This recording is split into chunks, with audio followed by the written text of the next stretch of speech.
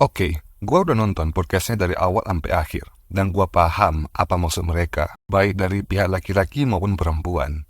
Tapi di sini kita harus bawa dulu ke satu konteks, yaitu mereka membicarakan tentang bagaimana kebanyakan cewek dan cowok berpikir dan apa yang terjadi di lapangan.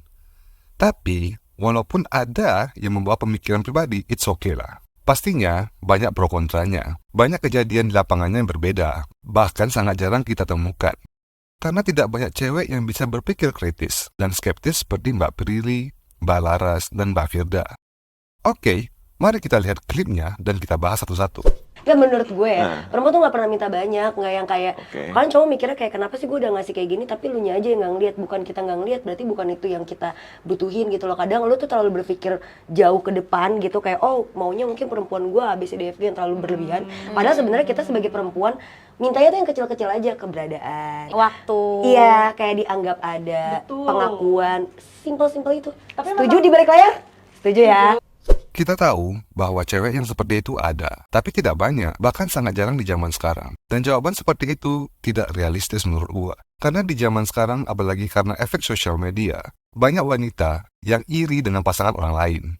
Ya mungkin si cowoknya yang mereka melihat itu lebih perhatian kepada pasangannya, lebih royal, lebih ganteng. Itu terpengaruh ke wanita zaman sekarang. Dan secara tidak sadar, standar wanita itu naik. Terus wanita butuh pengakuan. Ya, itu benar. Kita sebagai laki-laki harus memperhatikan wanita kita, terutama di rumah. Membuat pasangan kita merasa dibutuhkan. Bukan hanya wanita. Menurut gua itu kedua pihak sih. Saling merasa dibutuhkan. Misalkan gue pacaran sama lo nih. Ketika lo melihat teman-teman lo dibiayain sama cowoknya dari tempat tinggal, dikasih kartu kredit, gini, diantar jemput, lo kan menuntut gue untuk ngelakuin hal itu? Enggak. Iya kan gue bilang nggak semua. Iya. Cuman di zaman sekarang tuh banyak banget yang seperti itu. Jadi, Nah, mungkin itu juga karena cowok itu selalu bertindak sebagai provider.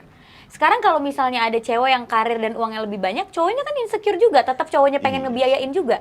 Jadi sebenarnya itu dari sifat cowoknya juga. Cowoknya ngasih unjuk bahwa gue provider lu ya, gue harus jadi kepala rumah tangga ya. Ketika dituntut untuk menjadi itu, komplain. Tapi giliran gak bisa melakukan itu, insecure. Jadi cowok maunya apa? gamat lagi. Oke, yang keduanya mungkin agak sedikit lebih panjang. Baiklah, kita ngomong kebanyakan cowok ya. Yang Mbak Prilly katakan memang benar. Laki-laki emang sebagai provider karena itu pride kami sebagai laki-laki. Atau bisa dibilang emang tugas kami sebagai laki-laki. Tapi kita juga membahas dong, tugas wanita sebagai pasangan itu apa? Di luar konteks agama dulu deh. Yang namanya berpasangan, kita harus saling mengerti dong. Apalagi masalah finansial. Iya, kalian memiliki hak untuk meminta kepada si cowok, dan kita paham hal itu, baik itu hal yang material, emosional si cowok, maupun badannya si cowok. Tapi, apakah kalian pernah berpikir, kenapa kami komplain? Bukannya tidak mampu. Kami laki-laki ingin mengajarkan lagi ke kalian tentang money management. Terdengar sedikit boring sih. Yang perlu kalian tahu, kehidupan kami sebagai laki-laki itu di luar sana tuh sangat boros. Makanya, salah satu keuntungan memiliki pasangan yaitu membantu kami sebagai laki-laki untuk tidak menjadi orang yang tolol. Ketika uang pegangan kami habis, kami tidak bingung lagi buat besoknya mau makan apa. Paham? Dan sebenarnya, kami tidak masalah kalian para wanita itu menghabiskan uang yang sudah kami berikan. It's okay. Itu hak kalian. Tapi, kalau kalian bisa menabung dan mengatur keuangan itu sampai akhir bulan, itu menambah respect kami ke kalian. Ingat ini ya, semakin tinggi respect ke kami ke kalian, maka semakin tipis kesempatan kami buat selingkuh. Karena kalau kalian foya-foya, mending kami cari sugar baby aja. Paham kan? Cuma ada beberapa laki-laki yang tidak tahu cara menyampaikannya.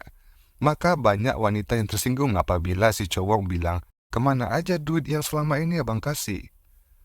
Ya, buat laki-laki belajarlah menggunakan kalimat yang lebih lembut, terutama ke pasangan kita. Masa kita ngomong ke bos kita dengan nada yang lembut, tapi ke pasangan kita yang dimana mereka akan menemani kita seumur hidup ngomongnya kasar. Doesn't make any sense. Kayak misalnya nih, ada cowok nih, oke nggak dituntut untuk biayain, nggak dituntut apa, ceweknya mandiri cari uang sendiri, cowoknya insecure, gue nggak bisa nih sama cewek ini karena dia udah terlalu mandiri gini-gini. Giliran gue mencoba untuk jadi yang cowok mau, gue menuntut sesuatu hal, beliin aku ini dong, beliin ini, merasa kebanyakan dituntut, jadi maunya apa?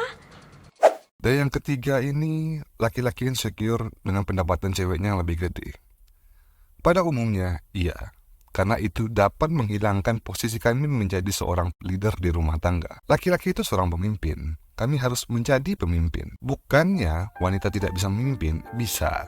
Tapi wanita yang benar-benar bisa memimpin itu bisa dibilang jarang banget. Lebih banyak laki-laki yang bisa memimpin. Dan banyak wanita yang tidak berpikir seperti kalian. Kalian itu maksud gua itu ya seperti Mbak Prilly, Mbak Laras, dan Mbak Firda. Yang mungkin bisa mendahulukan akalnya dibandingkan perasaannya. Jadi, buat laki-laki, apabila kalian ingin menikahi wanita karir, itu pilihan kalian. Tapi di sini gua cuma kasih tahu, wanita karir itu lebih mendominasi. Mereka lebih cerewet, apalagi pendapatannya yang lebih tinggi daripada lu. Dan kalau pendapatan lu lebih rendah daripada si cewek, gua cuma bilang, kuatin mental ya bro. Tentunya lu memiliki keuntungan dalam material life. Seperti, lu gak terlalu bingung dengan apa yang harus lu makan besok. Lu juga bisa liburan, cicilan rumah juga kebantu, dan lain-lain. Atau lu bisa belajar cara mendominasi dan menjadi high value male seperti konten yang gua bahas sebelumnya. Sekaya-kayanya gue daripada laki-laki, gue masih nggak apa-apa. Nggak apa-apa itu dalam artian apa nih? Ya nggak apa-apa kalau laki-lakinya di bawah kita. Nggak apa-apa. Jadi menurut gue kalau misalnya gue punya pacar, dia bisa mengimami gue dengan baik, dia bisa membuat gue jadi orang yang lebih baik, tapi uang yang lebih banyak ya nggak apa-apa, dia tetap imam gue. Dan I will respect him as my husband, as my leader. Benar, tentunya Mbak Prilly dan teman-temannya tetap respect ke suaminya. Begitu juga mungkin pemikiran wanita-wanita lain. Ya walaupun suaminya memiliki pendapatan yang lebih rendah. Gua juga respect ke orang miskin. Teman gua juga gua respect. Orang yang baru gua kenal itu juga respect. Tapi menjadi pertanyaan, how much? Seberapa besar respect kita yang kita berikan kepada mereka? Karena takaran respect itu berbeda-beda.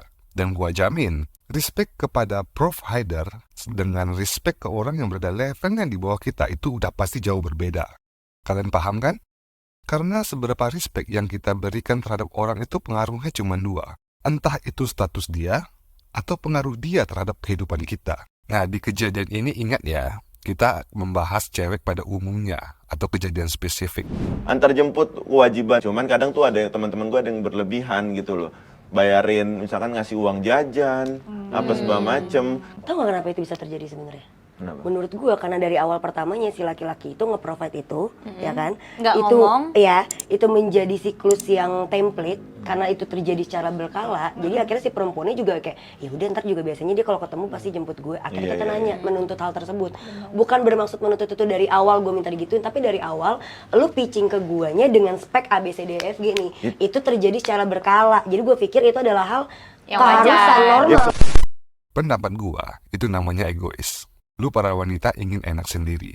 Seperti yang gua bilang tadi, ketika lu berkomitmen untuk menjalin hubungan yang lebih serius dengan si cowok, lu harusnya bisa nurunin ego lu sebagai wanita. Karena lu udah berkomitmen, dan lu harus paham, seperti yang kalian bilang, berpasangan itu harus 50-50. Ketika di awal mungkin lu cuma effort 5-10%, ya mungkin maksimal 30% lah. Sekarang setelah lu berkomitmen, lu juga harus mau 50-50. Karena ketika lu udah memutuskan komitmen, tapi lu masih effort di bawah 50%, itu mah namanya lu main-main doang. Kayaknya zaman dulu dengan zaman sekarang itu kan ada perbedaan generasi yang cukup jauh ya perbedaannya. Ngerti gak sih? Kayak zaman dulu kita pacaran kayak santai-santai aja, kayak semua happy ending aja gitu. Kayak sekarang kompleks banget, harus A B C D E F G lah, banyak tuntutan, banyak yang mungkin ada perubahan-perubahan lainnya Itu dan segala maksud macam gue. kan. Simple. Sosial media dan kehidupan budaya darat itu udah merasuki kalian para wanita. Sesimpel itu. Yang dimana budaya mereka bertolak belakang dan tidak masuk ke Indonesia. Dimana masih banyak daerah-daerah yang budayanya masih kental. Inilah akibatnya teknologi semakin maju tapi manusia tidak bisa mengimbangi dampaknya. Cewek tuh maunya denger gini, sayang, aku akan ke acara reuni. Kemungkinan akan ada mantan aku, karena mantan aku di sekolah yang sama. Aku cuma bilang ini ke kamu ya, Bet. Nggak akan ada yang terjadi apa-apa, karena rame-rame. Tapi, nah, kenapa tadi lo bilang kan? Tapi kalau misalnya gue ngomong kayak gitu, cewek gue akan jadi overthinking. Lo bilang, enggak, itu sebenarnya bukan overthinking kita, overthinking kalian sebagai Iya, laki-laki. kita tuh kalau digituin nggak masalah kok. Cewek tuh konteksnya cuma kita perlu laki-laki detail kepada kita juga pasti akan bisa ngerti kok. Kebanyakan kita para cowok pasti tahu, gak mungkin kalian para wanita akan seperti itu. Mungkin ada, tapi ingat, kembali lagi konteks yang di awal. Kita membahas cewek dan cowok pada umumnya. Dan sorry to say, maaf, itu hanya BS. Cewek yang beneran kayak gitu, itu sangat langka. Dan gue yakin deep down pasti ada jealous, walaupun sedikit. Dan buat cowok, lu nggak harus detail ke cewek, cukup izin terus cabut. Tapi ingat, jaga kepercayaan. Yang lu jaga itu anak orang yang dibesarkan dari kecil, sampai pindah ke tangan lu dengan cinta yang besar dan uang yang banyak. Karena kalau gue nggak peduli soal masa lalunya pacar gue sekarang gitu, kayak udah lo. Tapi emang kalau temen mantannya baik, masih oke. ngejar-ngejar pacar lo, Itu baru bermasalah. ya udah. Sebenarnya itu bukan masalah. Ketika seorang cowok mengupgrade value-nya, digodain cewek itu sesuatu yang udah pasti dong. Oke, mari kita berdongeng. Anggap lo punya pacar Justin Bieber atau artis-artis K-pop lah. Lu kebayang nggak berapa cewek yang naksir dan pengen ngejar mereka? Apalagi mantan mereka yang udah mengenal mereka. Realistis aja sih. Solusinya adalah lu harus bisa memberikan value lu ke pasangan lu agar dia tahu value lu lebih tinggi daripada cewek yang lain. Dan pasangan lu juga akan cuek ke yang lain. Nah, Kadang lo tuh- bisa gak sebagai cowok ngasih kepercayaan dan ngasih rasa tenang ke cewek lo? Cewek itu tergantung cowoknya. Bener. Kalau cowoknya bisa ngasih rasa percaya, cowoknya bisa ngasih rasa aman. Kita nggak mungkin jadi cewek gila yang posesifan kayak gimana juga. bener. Gue pun tergantung pasangan gue gitu. Misalnya nih mantan gue dijajarin satu-satu, pasti reviewnya beda-beda. Iya. Ada satu yang reviewnya Prilly posesif banget. Ya berarti lo nggak bisa ngasih rasa aman ke gue, makanya Iya. gue posesif sama lo. Iya, betul. Tapi ada mungkin mantan gue yang ngomong, Prilly cuek banget, gue mau kemana aja terserah. Berarti Itu percaya. berarti orang yang bisa ngasih gue rasa aman. Yang ini serius untuk laki-laki. Makanya kita sebagai laki-laki emang lebih banyak dituntut. Kita harus bisa mengobati luka seseorang. Ya kalau ketemu orang yang belum pernah pacaran ya itu rezeki lo. Orang yang udah memiliki banyak mantan akan lebih sulit untuk percaya lagi. Ya kita tahu karena traumanya. Nah, tugas kita sebagai laki-laki adalah mencari obatnya.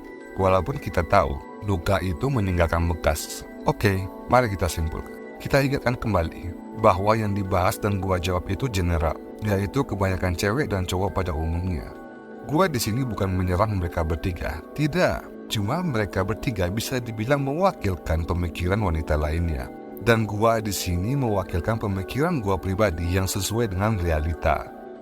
Kesimpulannya, statement para ladies di podcast ini kebanyakan tidak sesuai dengan realita. Mungkin ada wanita yang seperti itu dan banyak wanita seperti itu. Tapi mungkin ya 20 tahun yang lalu di mana masyarakat dan kebanyakan dari kita masih memegang prinsip tradisional. Karena efek sosial media manusia mulai berubah. Standar mereka mulai naik tapi value mereka tidak naik. Ketika sudah buta dan ingin kehidupan dongeng di dunia ini, mereka cuma bisa berkhayal dan tidak mau meningkatkan value mereka. Bagaimana cara meningkatkan value? Silakan cek konten-konten gua sebelumnya. Dan terakhir kali gua ingatin lagi, gua tidak menyerang mereka bertiga. Tapi karena mereka bisa dibilang mewakilkan pemikiran wanita lainnya, gua juga memberikan jawaban gua sebagai cowok yang sesuai dengan realita. Yang mungkin bisa mewakilkan pemikiran-pemikiran cowok lainnya. Oke, sekian dari gua. Jangan lupa like, comment, dan subscribe. Thank you. Lu setuju nggak, Vi? Lu gimana?